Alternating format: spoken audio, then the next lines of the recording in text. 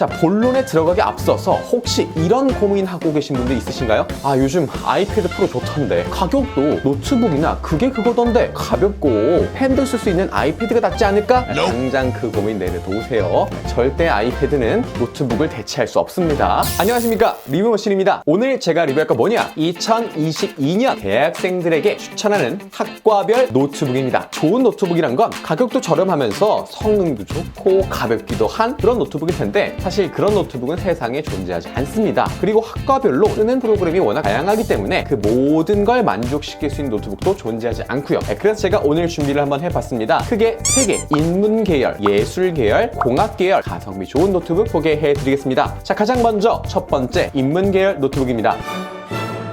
2021년 그램 360 14인치 모델입니다. 가격은 145만 3,660원이고요. 윈도우를 설치할 줄 아는 분들은 프리도스 제품을 구매하셔서 122만 9천원에 구매할 수 있습니다. 사양 간단하게 말씀드릴게요. CPU 인텔 코어 i3 11세대, 램 8기가, 그래픽 인텔 UHD 그래픽스, SSD 256기가 들어가 있고요. 추가도 가능합니다. 자, 인문계열 학생들에게 가장 중요한 거 뭘까요? 바로 무게입니다. 무게가 1.25kg으로 그램이라는 이름에서는 조금 넘어갔지만 여전히 가벼운 무게입니다. 제가 방금 말씀드린 것처럼 사실 인문계열 학생들은요 고성능 별로 필요 없습니다. 인문계열 학생 중에서 고성능 노트북을 찾는 분들은 솔직히 게임하려고 찾는 거예요. 맞죠? 인정! 게임하고 싶으면 그냥 PC방 가서 하시고요. 노트북은 진짜 가벼운 거 위주로 구매하셔야 후회가 없습니다. 고 1, 2, 3 내내 운동했어요? 운동 안 했죠? 이 살로만 이루어져 있는 이 등, 이 소중한 어깨에다가 수많은 전공책들과 무거운 노트북을 들고 다닌다 생각해보세요. 진짜 피곤합니다. 그리고 중요한 거 또 있습니다. 배터리가 오래 가야 해요. 미국 컨슈머 리포트에서 테스트한 결과 2021년 제품 중에서 2021년 LG 그램 14인치가 무려 1위, 배터리 성능 독보적인 1위를 차지했습니다. 완충시키면 하루 종일 쓰고도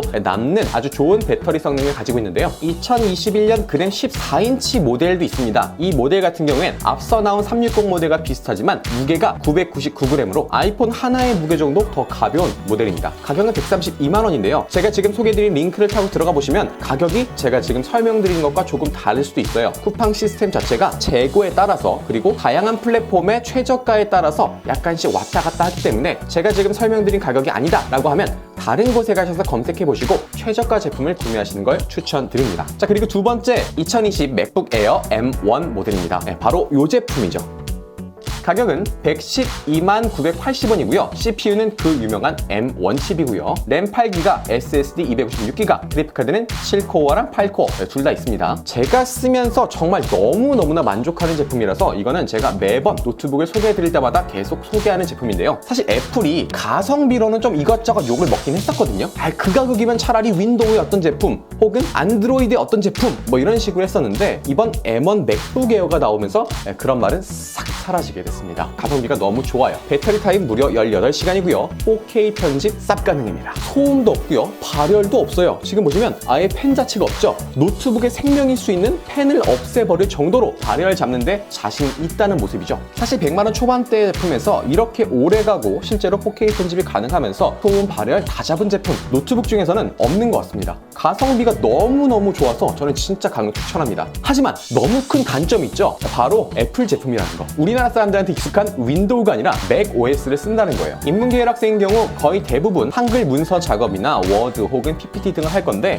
그런 게 사실 윈도우는 설치하기 좀 쉽잖아요. 근데 맥 같은 경우에는 주변에 맥 잘 아는 친구가 있지 않으면 쉽지 않고요. 한글 같은 건 특히 폴라리스 오피스 같은 호환 프로그램을 써야 돼요. 이런 식으로 뭔가 계속 대체제를 찾아야 된다는 게 너무 귀찮았는데 사실 이 문제도 완벽히 해결됐습니다. 이게 한컴 스페이스라는 사이트입니다. 한컴에서 직접 만든 건데요. 인터넷만 연결되어 있다면 굳이 한글을 돈 주고 사지 않아도 PPT 같은 거 돈 주고 사지 않아도 여기서 무료로 쓰고 수정할 수 있습니다. 이제 막 애플 쓸 때 한글이 안 돼서 불편해요.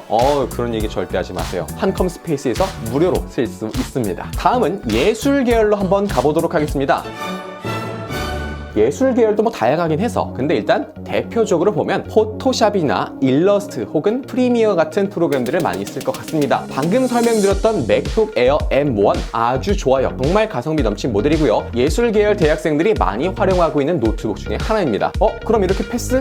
아니죠. 사실 맥북 에어 말 그대로 에어입니다. 맥북 에어 옆에 있는 게 바로 맥북 프로입니다. 말 그대로 프로죠. 만약 여러분이 좀 고성능 작업을 할 거다라고 하시면요. 맥북 에어로는 조금 조금 부족한 게 있어요. 2020 맥북 프로 가격은 206만 2천 원입니다. 100만 원 정도가 차이 나는데요. CPU는 M1, 램 16기가, SSD 512기가, 그래픽카드 8코어. 사실 램 말고는 별로 차이가 안 나죠? 근데 100만 원이나 차이가 나? 맥북 에어에 없는 게 하나 달려 있습니다. 펜. 맥북 프로에는 달려 있습니다. 아니, 맥북 프로 그 펜 하나 때문에 100만 원? 4K 편집 이상으로, 그리고 렌더링을 하게 되면 확실히 발열이 좀 느껴지고요. 그 발열이 생길 때 스로틀링이라고 이 성능 자체가 약간 저하되는 현상이 있을 수밖에 없습니다. 자, 그런데 여기 펜이 달려 있으면 발열에 대한 부담 없이 어차피 계속 발열 처리를 해주니까 이 맥북의 성능을 온전히 활용할 수 있겠죠. 펜뿐만 아니라 여기 달린 스피커, 마이크 성능도 맥북 에어보단 맥북 프로가 훨씬 좋기 때문에 사운드 작업을 하시는 분들은 맥북 프로 추천드립니다. 만약 내가 가성비를 따진다, 맥북 에어 M1으로 가는 게 좋고요. 나는 무조건 성능이다 하시는 분들은 맥북 프로로 가시면 될 것 같습니다. 자, 그리고 마지막 공학 계열입니다. 공대죠.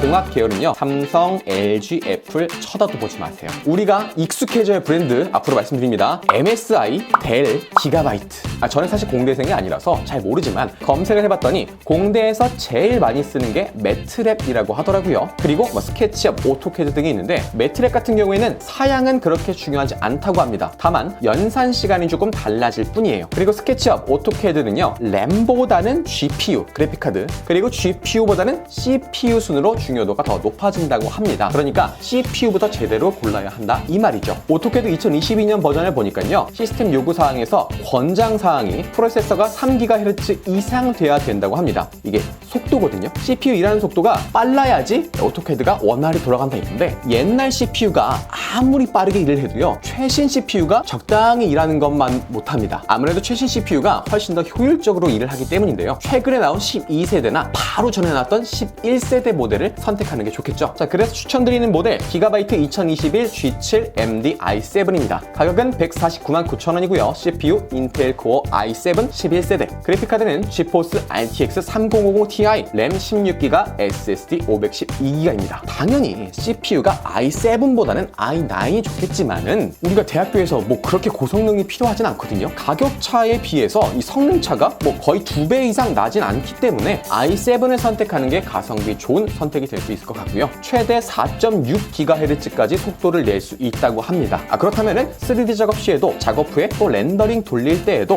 부담 없이 원하는 속도를 뽑아낼 수 있을 것 같습니다. 하지만 어쩔 수 없는 단점이 있을 것 같은데요. 무게와 발열과 소음입니다. 이 세 개는 고성능 노트북으로 하면 어쩔 수 없어요. 노트북 자체가 이 발열 잡는 걸 굉장히 취약하기 때문에 성능이 높아지면 높아질수록 어쩔 수 없는 항공 모터 소리가 나게 됩니다. 무게가 2.5kg이에요. 제가 실제로 가지고 있는 노트북이 딱 2.5kg인데 무조건 백팩, 절대 손으로 못 들고 다녀요. 우리 공대생 여러분들은 운동을 많이 못 하시기 때문에 운동 삼아 들고 다니시면 됩니다. 이것 말고도 사실 다른 제품들이 많은데 MSI 거나 뭐 기가바이트 거나 브랜드만 다르지 안에 들어간 성능과 구성은 거의 똑같거든요. 디자인만 살짝씩 달라요. 제가 지금 소개해드린 제품 참고하셔서 다른 제품도 한번 찾아보시면 좋을 것 같습니다. 오늘은 이렇게 대학생들이 쓰기 좋은 노트북을 한번 소개해드려 봤는데요. 사실 완벽한 노트북은 없습니다. 가성비에서 찾는다면 뭔가 하나씩 부족할 수밖에 없어요. 그래도 나의 용도에 맞게 쓴다면 합리적인 소비가 될 수 있지 않을까 싶습니다. 그럼 오늘 리뷰는 여기까지 하겠습니다.